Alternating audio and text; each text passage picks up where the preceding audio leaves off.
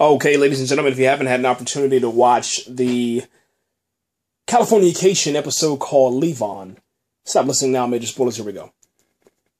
After touring with Atticus, Hank is ready to return to Karen. Charlie has performance anxiety. We're finally here, man. This is the final season. The day has finally arrived, man. It's April 14th, 2014. This is the final season of Californication, and I'm absolutely sad. I'm not going to lie about that. But tonight, I feel good because the episode began just amazingly. Let's go ahead and say that. They went ahead and they tried to, they tried to bring together Hank and Karen in a way that hasn't been done before, and it looked like it was going to be success right from the jump. And I should have thought to myself, I should have said, okay, you know how this usually plays out, okay? This is this is a show that is about a love story between Hank and Karen. It's about a redemption story, and usually it takes some time for us to get to that point where we can actually get somewhere. Meaning that what we saw when the episode began, okay, Hank, he leaves Atticus, he starts heading back into town, he knocks on Karen's door, he knocks a couple of times, knocks again, she comes to the door, she says, Hank, what are you doing here? He's like, I came back for you. And I'm sitting here thinking to myself, like, whoa, this is happening. And then you know, they hug each other, man, they kiss each other, and it seems like everything is going good. Then all of a sudden, just like that, we get snapped back into reality, and Hank is standing in front of Karen's door. No one's home. So Hank heads to, I guess another location that he could possibly think that she was at, and that was a coffee shop. When he walks in there, he sees her sitting down. She's sitting alone, and I'm thinking to myself, okay, finally, man, here we go. This is the moment of truth. And I was thinking to myself too. I said, I know that she's not alone. It's impossible for Karen to be sitting alone. This can't end well.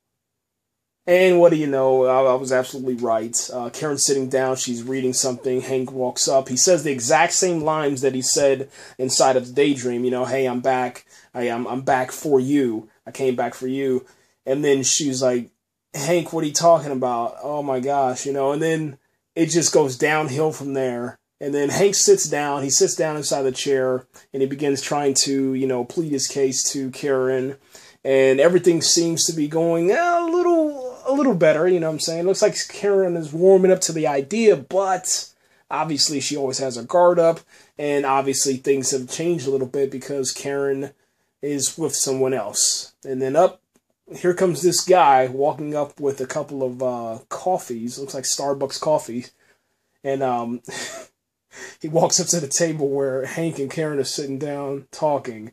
And then Hank immediately looks at the dude. He says, like, whoa, no, get away. We don't, no, you're not going to share this table. What are you doing? What are you crazy? And then the guy, man, looks at Karen. He's like, Karen, is this, are you serious? Is this serious? Is this guy serious? Yeah. And he's like, yeah, I'm serious. I mean, I'm sitting right here. What do you think? Karen met this guy. He's a yoga instructor. She met him at a yoga class. And as of right now, he's known as the West Side Yoga guy, or yoga dude.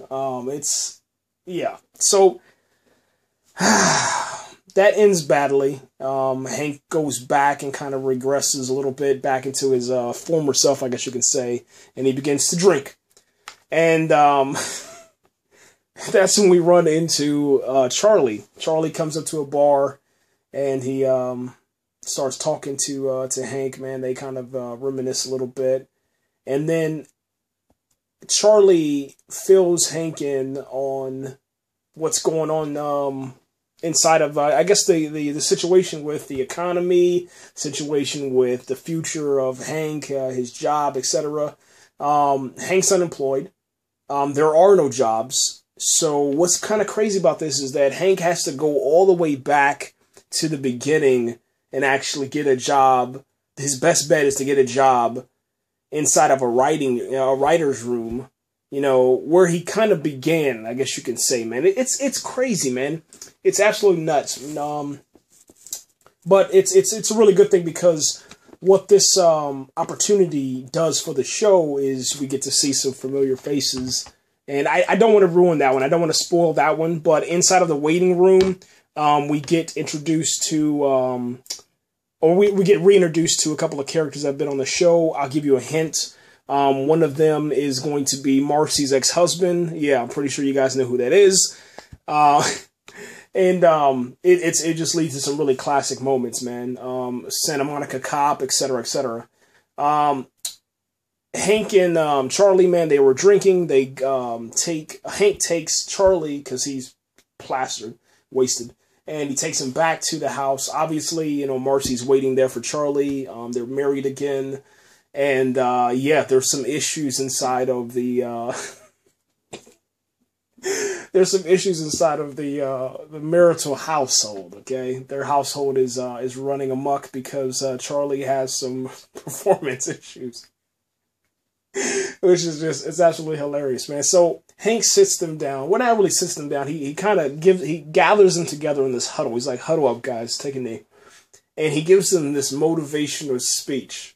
All right, the whole entire time.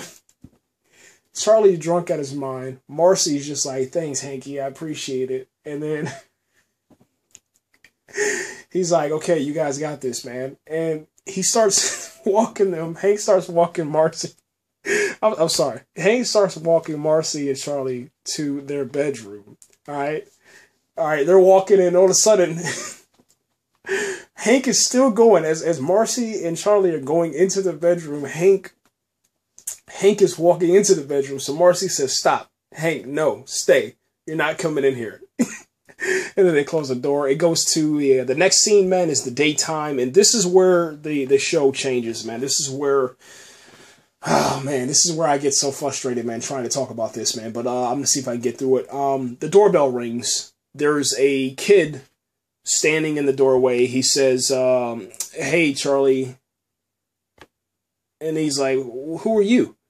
And he's like, "My name is Levon. I've been trying to contact you to interview Hank Moody for a very, very long time. I sent you like 20 emails." And he's like, What are you talking about? Where do you live? How do you know where I live?" And he's like, "Yo, the internet, retard." And he's like, "You have such a, strange name. You're the only one in Los Angeles." All right. Then after that, Charlie says, "Nah, that's still not me." So what happens is Levon, this kid, pulls up his iPhone, his smartphone, whatever, turns it around, shows Charlie an article about his past, man. I'm pretty sure you guys know exactly what I'm talking about, all right? Charlie's world-renowned now because of his little incident when he was an agent, all right? Anyway, Hank walks up, and as Charlie's trying to pretty much just tell this guy to go away, and then Charlie is like, "Okay, are you good with this?" Hank's like, "Yeah, I'm good with this. Hey, let's go ahead and do the interview." They start doing the interview, and I'm telling you, man, it was something weird. At first I was thinking, I was like, okay, who is this guy? Is this guy trying to expose Hank Moody? But as the kid Levon, as he starts talking and telling his story, that's where you kind of understand, and you realize within about 30 seconds, you should realize that this is Hank Moody's son. Or the possibility that this is Hank Moody's son, man. The dude looks just like a young Hank Moody. Let's go ahead and just be real about that. Has this head full of hair, same mannerisms. It's kind of spooky, man, to be honest, man. It's a young Hank Moody. It looks like he's, trying to, for some reason, he's actually following the footsteps because he's in writing and journalism, etc., And the next scene that happens, man, is Hank goes to an interview with Charlie. They're getting into television, okay? Let me kind of back up. When Hank and Charlie were inside of the bar drinking, they came to the realization that there's no other place besides television that Hank Moody can screw up. He's done movies. He's done music, Broadway. He's done everything but television. So this is his opportunity to mess up television. Or in this case, he's trying to do something right. He said the only way to get Karen back is to get a job. And since there aren't any jobs, he has to go back to what he knows, and that is to go into television, man. So he's going to try to use some old and familiar people in his life, and that's where we get back to the episode where we were inside of the waiting room for Hank Moody's interview. And it's just hilarious, man. It's absolutely hilarious. I don't want to ruin that for you because, like I said, man, there's some really, really good stuff inside of there, man. All right. Yeah, I'm sorry. Yeah, give me a second. Okay, so what ends up happening, man, is that Hank gets the interview. There's this guy that looks very familiar, man. He's actually the guy that is plays on The Sopranos, and it's kind of cool, man. It's kind of cool, man. His name is Rick Rath. He walks inside of the interview room. He kicks everybody out except Hank Moody because he wants to talk to Hank Moody alone.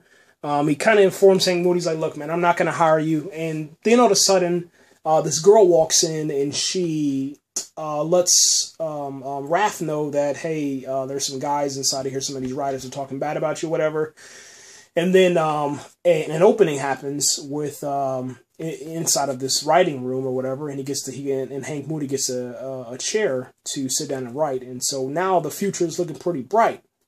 And because, Hank Moody has a job, Hank Moody can now, have a successful, I guess, life because he has a job. He can pay rent. He can bring home the bacon. And everything should go well. But that's not how it happens, man. But before we get to that, let's go back to Charlie and Marcy. They here's the reason. The reason why Charlie is having performance issues is because he keeps thinking of Marcy's ex. And the only way for him to feel good about himself, I guess, is going to come with time, man. They just have to, kind of spice up the relationship a little bit and then think about the relationship in a little different way, and hopefully that'll give Charlie, man, some confidence, man, because he's looking pretty bad, man. It's it's hilarious, man. Well, after Hank Moody gets the job, you see him inside of a coffee shop. He's reading. He's sitting there reading, and then or not sitting there reading. He's just kind of sitting there, and then Karen, she walks up. Okay. And this is awesome, man. I love this, man, because they start talking about this guy, and the guy, the yoga instructor, and then Karen says to Hank, man, that she's not involved with anybody, and then she sits down, and it's kind of cool because she sits down and they actually have some time, Hank and Karen have some time to actually talk and get to know each other, I guess, again, and I don't know, just kind of get that chemistry going again, and they're always good together, okay? So, you're smiling, you're excited, when you're watching this little scene, and then, Hank lets Karen know that he's waiting for this guy, Levon, to come and interview him for college, and then they start kind of joking about, oh, has it come to that? You're down to your luck or whatever. And then, he lets her know that, hey, man, I love you. Karen, I love you. And it's finally time to kind of speak the truth, man. And it's great, man. And then they apologize for the other day, man, with the yoga instructor guy. And it's just, oh, my gosh, man. It's just, it's awesome, man, because she's not telling him that the opportunity or the option of them is over. She says that it's just bad timing. And that's usually what it always is. But this time, man, she's actually, it looks like she's willing, maybe, because she's not involved with anybody, she's willing to kind of do something about it, man. So the future looks so bright, man. It looks amazing, man. And all of a sudden, man, Levon walks in. Karen has to leave. And then he sits down, they begin talking, and you start seeing more mannerisms, man, of Hank Moody, man. And it's kind of crazy because the camera fade. It kind of goes back. It pans back, man. It fades back, pulls back a little bit, and you see Hank and you see Levon sitting at the table. Okay. And you get to, seriously, man, the nose, the head, forehead. I don't know if this guy is real. I don't know if it's real or not. I mean, who knows, man? I think it is real because after the episode ends, they show you next week's episode. And I don't know, man, but who knows, man? I don't know. I have to wait till next week. I'm me personally, I hope that it's not true. But then again, I mean, it has to be true because of how much, how do you want to say it? How much crap, how much garbage, how much dirt Hank Moody has done in his life. That's probably the best way I can kind of describe it, man. And yeah, he says he pretty much sits him down. They're doing an interview. He talks about his life a little bit, and then Levon says, you know, that your son. And it's like, what? Yeah, it's crazy, man. It's crazy. That's where we're at right now, man. But yeah, once again, man, the episode was great, man. I just want to kind of take time. I know it's almost a 20-minute clip just kind of talking about this episode, but that's how much I really like Californication. I think it's an amazing series, man. I'm kind of sad to see it go, but I guess, I don't know, maybe the ratings or something. I don't know. I don't know the reasoning behind it. I thought that it could have went on for at least 10 seasons, but I guess maybe people were tired of Hank and Karen not getting together or something. I don't know. I don't know the reason behind it. But this is the final season. There's no other way to say it besides that, man. And it is the end, man. Sadly it is the end. This season, the rest of the season, man, looks really great, man. There's a lot of familiar faces. Go ahead and say that. You might want to go back and rewatch some episodes, man. I know it's a lot of binge watching and all that good stuff, but you might want to have a couple of marathons, man, if you're not familiar with the material, man. I'll end with this, man. The smile that Levon gave to Hank Moody, and then the non-smile that Hank Moody gave to Levon was absolutely perfect for this episode, and I cannot wait for next week. Everything seemed to be going perfect for Hank and Karen to get back together. They're finally connecting. And then all of a sudden, man, Hank has to tell Karen the truth. And the truth is that he has a kid. And he also, check this out, he got the job. Everything's going perfect. He's trying to get back with Karen. Well, now his personal life is starting to get in the way of his job. So he has to quit his job. Possibly quit his job, man. I don't know, man. It's tough, man. But it is what it is, man. It's just tough watching the show, man. You want Hank and Karen to get back together. Period. Hopefully at the end of this series, man. This is this season. This is it. This is the last season. The final season. It has to happen. Anyway, hey, I've talked enough, man.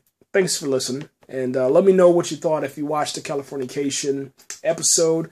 And once again, man, the episode is called Levon. And we're out of here, guys.